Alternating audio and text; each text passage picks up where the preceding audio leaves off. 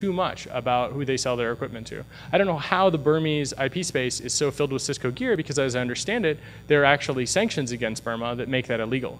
But what's international law anyway, right? I mean, it's just it's a myth, essentially. So I think that it's super important to also remember that Tor is great for some of the internet stuff, but I recently talked with a man in Berlin, and he told me that some police have a new tactic, and their tactic is that they allow people to have a flash mob and to protest, and they come out with IMSI catchers, because people bring their cell phones, because that's how they knew about the flash mob in the first place, and the next day, they round them up and they torture them. Right? So that's a really hard adversary to beat, right? And that's very concerning to me, actually. So part of this is knowing that some of the infrastructure that's in use is just not trustworthy. We just can't do it right. So like with Moxie's encrypted telephone stuff that he's working on, that's fantastic stuff for certain threat models. But encrypted calls don't hide your associations. And your associations might be more valuable than what you say, because it doesn't matter what you say when you are an enemy. So you can do something about this. You can run a Tor bridge right now on your computer, and you will have essentially no liability. At worst, if someone who is filtering a network finds and discovers your bridge, you will be able to change your IP address and become unfiltered. And probably people that are using you will continue, and they will be able to be unfiltered again. So running a bridge is really easy. This is how you do it. You check a box. It could not be easier to actually make a solid difference in someone's life, right? Just like right away. You install Tor, you say, I want to help censored users reach the Tor network. Those people I mentioned before, those human rights activists that are getting people out of jail, those journalists that are telling you information about places that basically are too dangerous for anybody to go, those people rely on people to check these boxes. We have about 400 people in the world that have checked those boxes. That's not much. We need tens of thousands of people to check those boxes. And it's really simple. If you have a university internet connection, it's even easier, right? Because it's super fast. We do bandwidth limiting. You can do all sorts of different stuff to shape it, but ultimately, you check that box. If you don't want to put your email address in, you don't have to. We don't care who you are, we just care that you're helping, because it's quantifiable down to a single bit. Is your server accessible behind a firewall or not? And if it is, fantastic. And if it isn't, it probably is for lots of places in the world and is still useful. Even if, say, China blocks it, it's still useful in Iran. If Iran blocks it, it's still useful in Canada. It's still useful in the United States or Sweden. So you can directly help. Instead of being pissed off and walking away thinking that you can't, and this is bad stuff that we can't do anything about, you can actually help. But ultimately, at the end of the day, most of you work in influential places. You work at companies. Who here works at a company where you deal with sensitive information?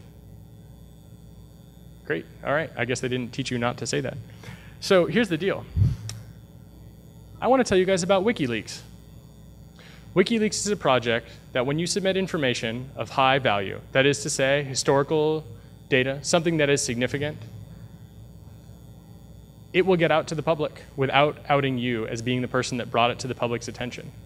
So if you work in a company and you see people that are making profits on human rights abuses, you see people that are profiteering on killing, you can do something about this. That manager that you don't like, that's constantly making unethical decisions, when he makes that PDF, like Cisco did, talking about how the Falun Gong are an undesirable element of society and buying Cisco products will help you to crush them, you can leak that PDF and you can fuck that manager. And you'll be doing the right thing, right? And you can use Tor to do that, so that when you leak that PDF or when you leak that information, you don't go to jail. WikiLeaks has never lost a source. And in fact, I just traveled and spent 2 weeks in Iceland with some WikiLeaks people to help write a law to create the Switzerland of bits. With approximately 16 members of the Icelandic parliament as co-authors, we are creating the Switzerland of bits, which will mean it'll be a place where we take the First Amendment, we take Swedish press protection laws, Belgian press protection laws, we put all these together, and we create a super information state where you do not erase history anymore. History can remain, even though it is electronic. Even though in theory you can erase it, in practice it will not be legal to do so, nor will threatening people to give up their sources, or trying to intimidate people to erase that information, suing, libel tourism, those things will end.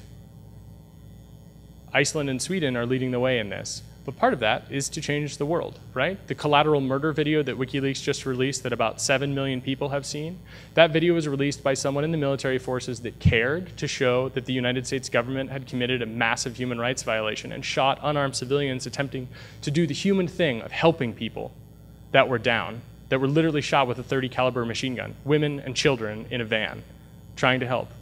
That video was released because that person cared to tell the truth, to show the world what was actually happening so that we can know and make decisions about things intelligently.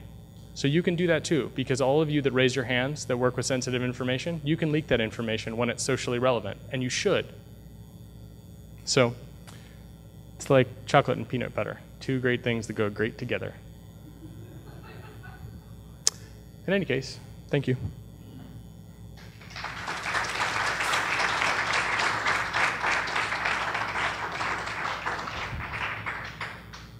Any questions? Seriously?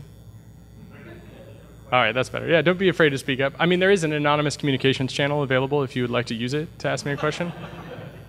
So I'd like to run a relay or server, an exit server. How many EMPA letters am I going to get? Let's say a month or a year, or you must have someone. Yeah, so in like 5 years, I've gotten 10 or something like that. Maybe a little more, but I mean, if you get one, I will personally help you draft a response. Straight up.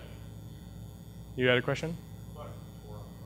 Tor on phones. We, Nathan, Friedis, myself, and a number of other Tor people have ported Tor to Android.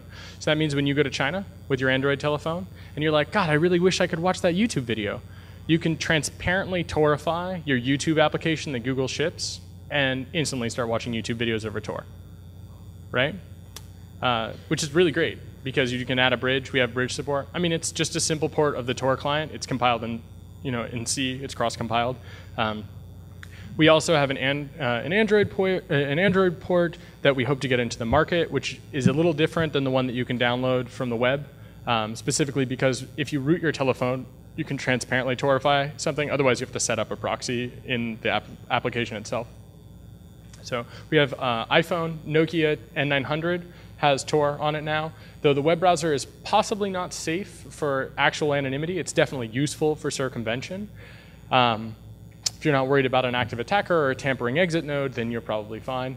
The iPhone port is being done by a man named Marco Benetti, who has it working on jailbroken iPhones, but it's like not ready for prime time in the sense that the UI is not an Apple iPhone happy looking thing. I imagine we will not be able to get past the App Store review policy. However, there are anonymous browsers that cost money in the App Store, so it's possible that Apple would be okay with that. And as far as other telephones go, we have a Java port of Tor being written by a really great guy, and that will hopefully help us with feature phones that support Java and other things, and we'll actually be able to do real anonymity on many different types of telephones when that is released, not just on super expensive smartphones. So.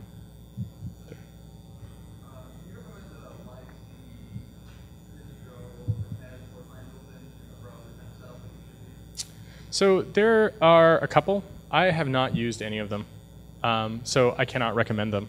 But I think if you look at our website, there is one called Incognito. I have not used it. I don't really download specialized things like that. It's a little sketchy to me. It's like, the guys are really cool, they do good work, but I haven't evaluated it myself. But in general, what I do is that I use a computer, like a Linux machine, that is not targeted towards anonymity at all. And then I install Tor. We provide packages and source code, and you can build it yourself. And then you can tell IP tables, drop every packet that isn't going to the Tor proxy, and allow the Tor proxy to talk to the internet. Fails closed, you're good to go, right? You want to have Tor button installed with Firefox to use that properly, but it's pretty easy to do that. It's not really a necessity to download a whole live CD. But if you want to look at Incognito, it's probably the best thing out there. There's also, I think, like an Anonymity.os or something like that. I've heard there are a bunch of systems like this, but the thing about systems like that is that you can really only trust it as much as you trust the people that are working on it and you trust the software that's involved. And I don't really trust anybody or anything until I look at it and evaluate it. So I wouldn't recommend it except to recommend